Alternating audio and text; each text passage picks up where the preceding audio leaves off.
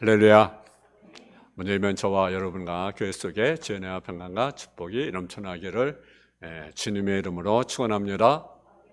오늘 고린도전서 4장 13절에서 17절 말씀을 가지고 성도님의 삶과 소망이라고 하는 제목의 말씀을 가지고 말씀을 전하겠습니다. 여러분의 치료에 관심이 어디에 있습니까? 죽음입니까? 아니면 먹고 사는 것입니까? 아니면 내가 선거하는 것입니까? 아니면 잘 되는 것입니까? 믿는 자의 치료에 관심이 무엇입니까? 그것은 교회의 부흥이 아닌가? 그리고 믿는 자가 주님 안에서 잘 되는 것입니다. 그런데 어떤 분은 그럽니다. 교회가 부흥하지 말고 한 15명 정도만 모이는 교회가 되면 좋겠다. 그렇게 말하는 성도가 없지 않아 있습니다. 여러분 어떤 생각을 갖습니까? 민자의 치료의 간사는 교회가 부흥되어야 하는 것입니다. 나아가서는 사람이 부활의 소망을 가져야 됩니다. 사람이 죽었다 다시 사는 것은요, 굉장한 사건입니다. 모든 사람이 다 죽습니다. 죽지 않은 사람은 한 사람도 없습니다. 사람들은 키가 큰 아이, 그리고 얼굴은 양귀비처럼 아주 아름다운 그런 아이, 그리고 머리는 아인슈타인처럼 똑똑한 아이, 그런 아이를 낳을 수 있다고 합니다. 두 번째는 장기가 약한 사람은 떼어나고 병에 안 걸리는 인공장기를 만들어 일시시킨다는 것입니다. 세 번째는 사람이 죽으면 냉동인간으로 만들었다가 수십 년 후에 다시 살리라는 사실이죠. 제가 학교 다닐 때 선생님들이 그러더라고요. 앞으로는 알약 하나만 먹으면 밥을 안 먹어도 아침, 점심, 저녁 안 먹어도 된다는 것입니다. 선생님들이 그러더라고요. 그런데 그런 시대가 왔습니까? 만약 그런 시대가 온다고 해도 재미가 없을 것 같아요. 왜 그 알약만 먹고 나면 무슨 맛이 있겠습니까? 여러분 어떻겠습니까? 매일 아침에 알약, 점심에 알약, 저녁에 알약, 별로 재미없는 것 같아요. 그죠? 골고루 음식을 우리가 먹어야 되잖아요. 그죠? 이것도 먹고 저것도 먹고 그러지 않겠습니까? 오늘은 특별히 그 소망에 관한, 재림에 관한 부활이라는 그런 말씀입니다. 첫째로 바울 사도가 생각하는 성도의 죽음에 관해서 우리가 생각해 보도록 합니다. 1절에 보니까 형제들아 자는 자들에 관하여 너희가 알지요 뭐람을 우리가 원하지 아니하노니 이는 소망 없는 다른 이와 같이 슬퍼하지 않게 하려 함이다. 사도 바울은 성도가 죽는 것을 잠을 자는 것이라고 말하고 있습니다. 성도가 잠는 것에 대하여 끝이 아니고 원래는 계속 잠는 상태를 강조합니다. 요한복음 11장 11절에 보게 되면 예수님도 이 말씀을 하신 후에 또 이르시되 우리 친구 나사로가 잠들었더라. 그러나 내가 깨우러 가노라. 나사로가 죽었는데 주님이 뭐라고 했습니까? 잠들었다. 내가 깨우러 간다고 말씀하십니다. 사람들은 나사로가 죽었다고 했지만 예수님은 잠잔다고 했습니다. 사람은 끝이라고 했지만 예수님은 아니라고 말을 합니다. 사람은 불가능하다고 말하지만 예수님은 뭐라고 말씀하십니까? 할 수 있거니 무슨 말이냐? 믿는 자에게 능치무람이 없느니라. 할렐루야. 잠자의 원래 뜻은 일하기 위해서 쉬는 것을 말합니다. 잠다는 말은 더 큰 일하기 위해서 잠자러 눕다, 휴식한다는 말입니다. 구약에서도 하나님은 믿는 자를 가리켜 죽었을 때 죽었다 끝이라고 하지 않고 잠이 들었다고 말을 합니다. 사도 바울도 데살로니가 교회에 보낸 편지에서 성도들의 죽음을 잠들다라고 했습니다. 그러므로 죽음이라는 것은 영원히 잠드는 것이 아니라 부활하기 위해서, 천국 가기 위해서, 천년왕국에 들어가서 왕노릇하기 위해서 잠시 잠이 드는 말입니다. 아멘? 이해가 되십니까? 다니엘서 12장 22절을 보면 다니엘은 땅의 티끌 가운데 자는 자 중에 많은 사람이 깨어나 영생을 받는 자로 있겠고 수치를 당하여 영원히 부끄러움을 당하도록 있을 것이라. 잠잔 자가 일어나는데 깨어나는데 영생을 받을 자로 있겠고 추치를 당할 자로 있겠다. 영생을 자는 누굽니까? 예수 믿는 자. 추치를 당한 자 어떻습니까? 예수 믿지 않은 자는 거죠. 마가음 5장 39절 예수님은 들어가서 그들에게 이르시되 너희가 어찌하여 떠들며 우느냐 이 아이가 죽는 것이 아니라 잔다 하시니. 여러분 야이로 딸이요 죽었어요. 근데 예수님은 죽었다고 말씀하지 않고 뭡니까? 잔다고 말씀을 하십니다. 성도는 죽음에 대해서 잘 알아야 됩니다. 당시 믿지 않는 자들은 죽음에 대해서 잘못된 생각을 가지고 있었습니다.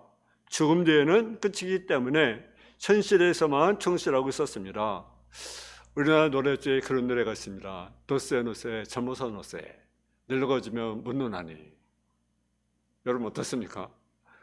젊어서 열심히 노래해야 됩니까? 젊어서 열심히 노래하면 어떤 결과를 가져오겠습니까? 늙으면 어떻게 됩니까? 만약 학생들이 열심히 공부해야 할 때인데 공부하지 않고 매일 노세 젊었을 때 노세 우리 그러면 어떻게 되겠습니까? 희망이 있겠습니까? 희망이 없는 거죠. 여러분 젊었을 때 열심히 일해서 여러분 노년을 우리가 준비되지 않겠어요? 여러분 얼마나 미련한 인생입니까? 놀다 죽다. 여러분 이런 불사의 죽장과 삶에서 믿는 자는 확실한 소망을 가져야 합니다. 죽음은 영원한 이별이 아니라 죽음은 이별이다 라는 사실을 우리가 믿어야 됩니다. 살아가는 믿는 자는 내세가 없다는 비자처럼 죽음을 만나면 슬퍼하거나 낙심하지 말라고 말합니다. 불신자는 영벌해야 한다고 생각하여 슬퍼하지만 믿는 자는 다시 만난 날을 기억하면서 위로를 받아야 됩니다.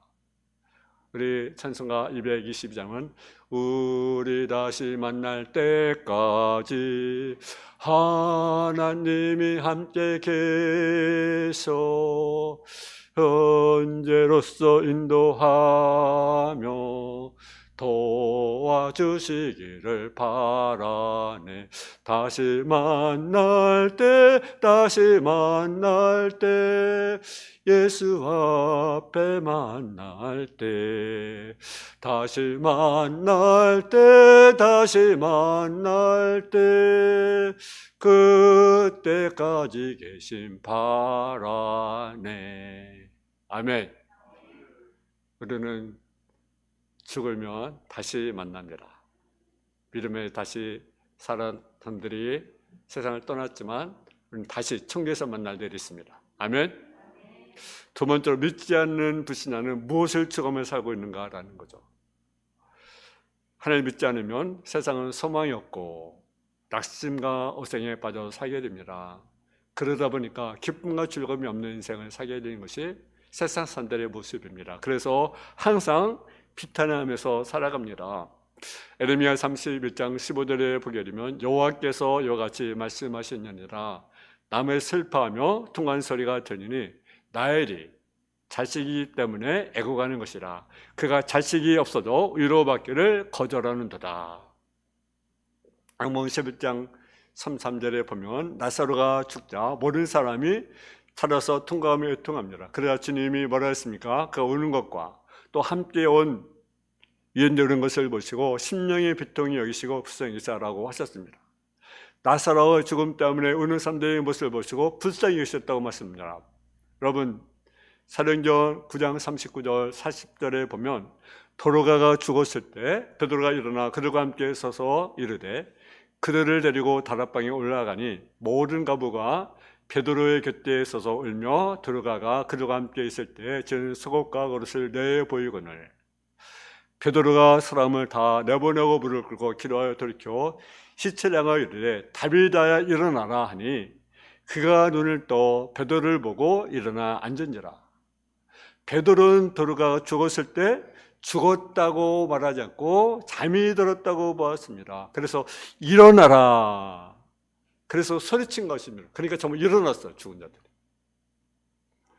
여러분 믿음이 없는 사람, 청의 소망이 없는 사람은 비탄과 낙심이 생깁니다. 왜? 죽으면 끝인데 먹고 마시자 이런 어린 생활을 하게 되는 거예요. 그리고 믿음이 없고 부활과 소망이 없으면 현실주의에 빠지는 거죠. 또 물질주의에 빠지며 살아가는 거죠. 왜? 소망이 없으니까. 마태복음 22장 23절에 보면 사도바울은 부활이 없다고 믿었어요. 사도행 23장 8절에 보면 사도행 부활도 없고 천사도 없고 영도 없다고 사도행들은 믿었습니다. 그는 종교인인데 그렇습니다. 고린도서 15장 15절에 보면 사도바울은 분명히 말씀합니다. 그리스도의 죽은 자 가운데 다시 살아 전파되었거늘 너희 중에 어떤 사람이 어찌하여 죽은 자 가운데 부활이 없다 하느냐. 우리는 부활이라는 소망이 있습니다. 믿는 자는 몇 가지를 마음에 담아야 합니다. 한번 더, 하나님은 살아계신다. 하나님은 지금도 역사하신다. 하나님은 지금도 응답하신다. 하나님은 믿는 자에게 천국이 보장되어 있다. 여러분, 이것을 우리 늘 마음에 담고 우리가 살아가야 합니다. 세 번째로 성도는 무엇을 믿고 살아가야 되는가? 예수님께서 죽으셨다 3일 만에 살아나심을 우리가 믿는 것입니다. 하나님 죽은 자를 살리는 능력이 하나님이십니다. 하나님 크게 만들고 빛을 만드는 분이 하나님이십니다. 죽이는 분도 하나님이시고 살리는 분도 하나님이십니다. 불교는요 부활이 없어요. 유교도 부활이 없습니다. 그러니까 죽은 종교죠. 기독교는 왜 사는 종입니까? 부활이 있기 때문에 사는 종교. 하나님은 죽은 자를 살립니다. 예수를 만나면 부활합니다. 예수를 만나면 안 되는 것도 되게 합니다. 예수 믿는 사람은 첫째벌에 잠자게 됩니다. 사도 바울은 고린도서 4장 14절에 주 예수를 다시 살리시니까 예수와 함께 우리도 다시 살리사 너희와 함께 그 앞에 서게 하실 줄을 아노니. 우리가 세상에 사는 가정 정의되었습니다. 태어나고 그리고 살다가 병에 걸리든지 아니면 연로하여 또 죽으면 모두가 끝입니다. 그러므로 인생의 죽음은 치료에 관심합니다. 근데 성경은 죽음이 끝이 아니라고 말합니다. 히브리서 5장 20절 한 번이고 사람에게 정하신 것이지만 그에는 무엇이 있습니까? 심판이 있다. 근데 주님의 심판 두 가지입니다.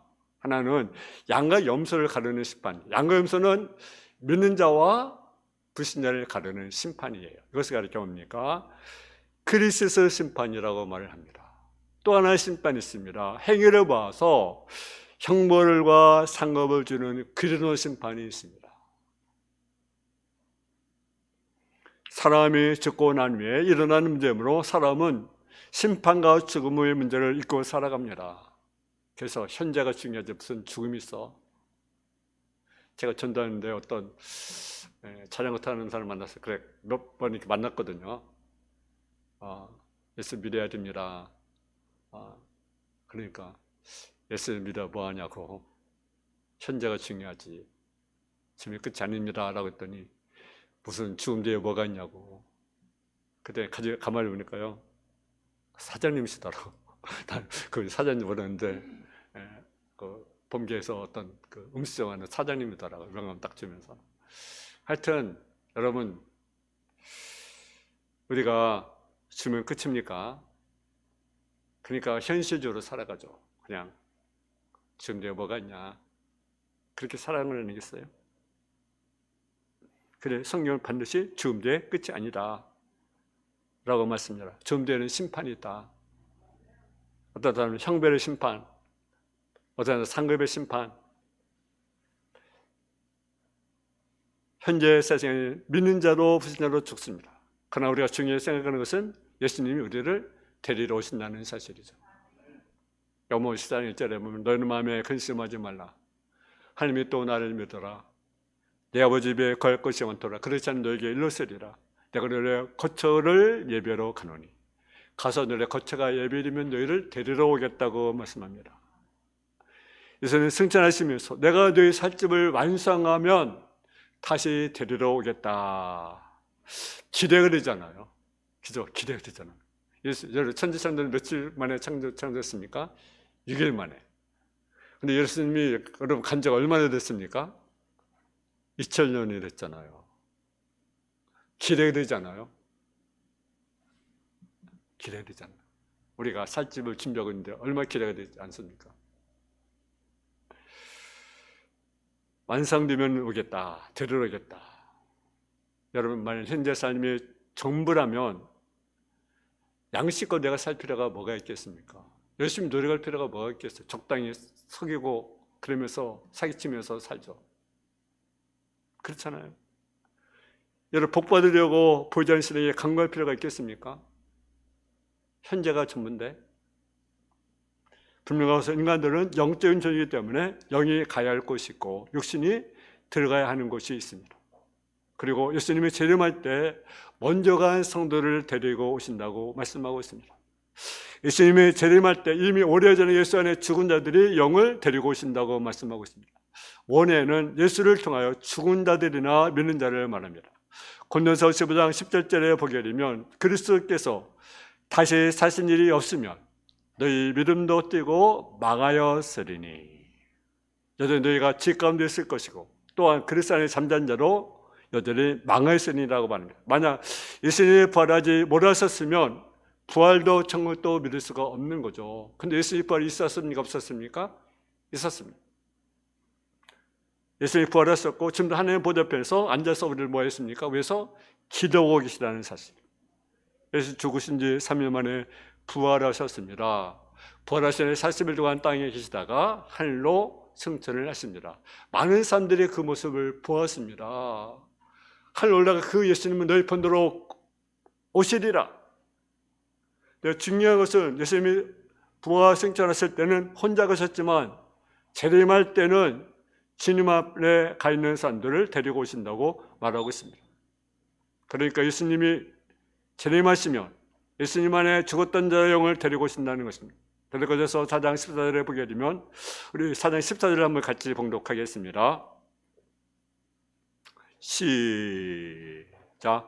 우리가 예수에 죽었다가 다시 사심을 믿을진대 이와 같이 예수 안에 사는 자들도 하나님이 그와 함께 데리고 오시리라. 아멘. 예수 안에 죽었던 자를 데리고 오신다. 할렐루야. 여러분, 인간들은요 불멸한다는 것을 우리가 알아야 됩니다. 요번 3장 10절에 보면 예수 믿는 자는 영생을 얻었고, 영생, 영원한 생활, 영원한 생명을 얻었다는 것입니다. 육신이 준다고 끝이 아니고 믿는 자는 천국에서 영생하고 여러분 불신자는 지옥에서 영생한다는 말씀입니다. 우리는 천국에서 영생해야지 지옥에 영생한 자가 되면 안 되는 거죠. 요한복음 20장 30절에 보게 되면 그들은 다시 죽을 수도 없나니 이는 천사와 동등이요 부활의 자녀로서 하나님의 자녀임이라고 말씀하고 있습니다. 요한복음 8장 51절에 보면 진실로 진실로 너에게 이르노니 사람이 내 말을 지키면 영원히 죽음을 보지 아니하리라. 고린도서 15장 53절에 보면 썩을 것이 반드시 썩지 않을 것을 입겠고 이 죽을 것이 죽지 않음을 입으리로라고 우리에게 말씀합니다. 여러분 얼마나 신바람 납니까? 여러분 부활의 기대가 되지 않습니까? 예수님의 재림이 기대가 되지 않습니까? 죽은 자는 생명의 부활을 얻습니다. 예수님이 썩어서 무덤에 있는 자들은 썩지 않은 육체로 살아나고 예수님의 질병과 고통에 있던 자들은 건강 완벽한 존재로 부활이 되는 것입니다. 예수님의 괴로움으로 고통받는 사람들은 소망을 가져야 됩니다. 하루에 여러분 10리를 걷든지 100리를 걷든지 피곤하겠습니까? 피곤하지 않겠습니까? 피곤치 않습니다. 일생에 조금만 괴로워도 개인에게 주신 책임과 직분을 포기하거나 간단히 생각하지 마십시오. 조금만 기다리면 우리가 무엇이 기다립니까? 천국이. 할렐루야. 네 번째로 현재 민족의 변화와 재림의 광경을 보게 됩니다. 우리 15절 16절 한번 같이 봉독하겠습니다. 시작. 우리가 주의 말씀으로 너에게 이것을 말하노니 주께서 강림하실 때까지 우리 살아남아있는 자들도 결코 앞서지 못하리라. 주께서 호령과 전쟁의 소리와 하나님의 나팔 소리로 진이 하늘로부터 강림하시리니 그래서 죽은 자들이 먼저 일어나고. 아멘. 먼저 그리스도 안에 죽은 자들이 살아있는 생명으로 먼저 부활한다라는 사실이죠. 14절이면 데리고 오신다. 주께서 또 호장과 천사의 소리와 나팔소리로 친히 강림하신다고 말합니다. 이때 예수 안에 죽은 자들이 먼저 부활한다라는 거죠. 부활한다. 그리고 그러니까 땅에 있는 자들이 변화하기 되기 전에 먼저 그리스도의 재림과 부활의 역사가 일어난다라는 거죠. 그러면 땅에 있는 자들은 어떻게 되는가? 예수님이 재림하게 되면 땅에 있는 자들은요, 이미 부활한 성도가 함께 들음을 받게 됩니다. 그래서 휴거가 된다. 예수님이 재림하기는 어떻게 된다? 휴거가 된다. 한 사람은 데려감을 당하고 한 사람은 버려움을 당하고, 우리가 버려움을 당하면 안 되잖아요. 데려감을 당해야 돼. 그래서 휴거되지 않겠습니까? 할렐루야. 그래서 이미 부활한 성도와 함께 구름새에 끌어올려가 주님을 영접하게 됩니다. 주님을 영접하면 어떻게 됩니까? 공중에서 무엇이 이루어집니까? 혼인잔치가 이루어집니다. 7년 혼인잔치가 이루어지게 되는 거예요. 누가 신부입니까? 저와 여러분이 신부예요. 누가 신랑입니까? 예수님이 신랑. 그러니까 우리는 깨어있는 지혜로운 신부가 되어야 되겠습니다. 이때부터 계속은 주님과 함께 거하게 된다는 사실이죠. 여러분, 바울이 예수님의 재림과 부활에 관하여 말씀한 이유가 무엇입니까? 사로는 신앙생활하는 자들이 현실의 고통 속에서 믿음을 살 때 말씀을 통해서 힘과 용기를 얻기를 바라는 거죠. 물질적인 어려움과 또는 가난 속에, 시련 속에, 아픔 속에, 질병 속에 있는 자들에게 주님은 너희를 데리러 오신다고 강조합니다. 그러면 내일은 내일 걱정하고 염려하지 말라는 메시지입니다. 마음의 믿음이 생기면 그대로 믿고 우리가 생활하라는 거죠. 마태복음 9장 22절에 보게 되면 예수님께서 돌이켜 그를 보시며 이르시되 따라 안심하라. 네 믿음이 너를 구원했다 하시니 너다 즉시 구원을 받으리라. 믿고 나가면 응답을 받습니다. 믿어지면 그때부터 길이 열립니다. 말씀의 눈에 들어오면 영교와 확신이 생기게 됩니다. 천국에 있음을 믿어지면 현실의 삶을 우리가 초월할 수가 있습니다. 여러분, 순교자들을 보세요. 그들은 어디에 소망을 가졌습니까? 천국에 대한 소망, 부활에 대한 소망. 그러니까 목숨을 내놓고 지혜를 하는 것 아니겠습니까? 참 순교사들, 승자들 보면 참 대단합니다. 우리가 만약 그런 상황이 있으면 어떻게 될까? 승리자리에 이를 때 우리가 예수를 부인하지 않을 수 있는가? 내 믿음을 지킬 수 있을까? 우리를 한번 점검해 봐야 될 것 같습니다. 그죠? 코로나 때문에도 정말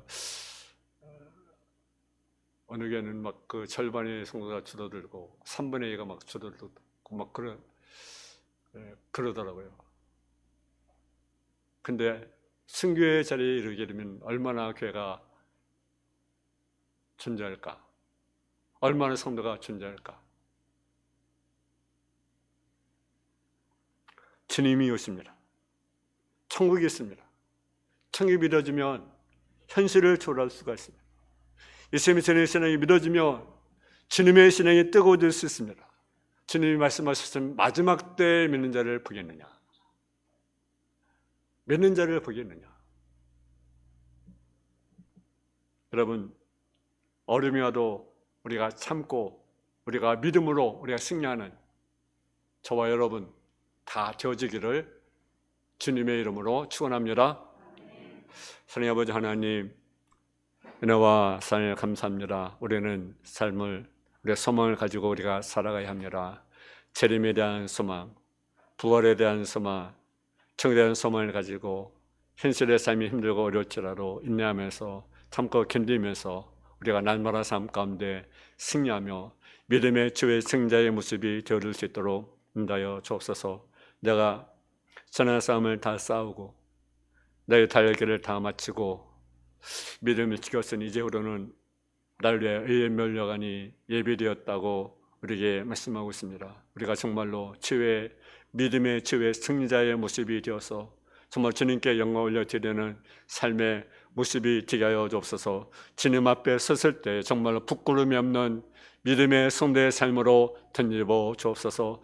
자랐다 주님께 칭찬받는 참된 믿음의 성도의 삶의 모습이 되게 하여 주시고 인도하여 주옵소서. 주님이 올 때 그날은 아무도 모른다고 말씀하고 있습니다. 하늘에 있는 천사도 아버지 예수님 자신도 오직 아버지만 아신다고 말씀하고 있습니다. 늘 우리가 기름과 등을 준비하는 지혜로운 신부의 삶을 살아가는 성도의 삶으로 덧입어 주옵소서. 예수님의 이름으로 기도했습니다. 아멘.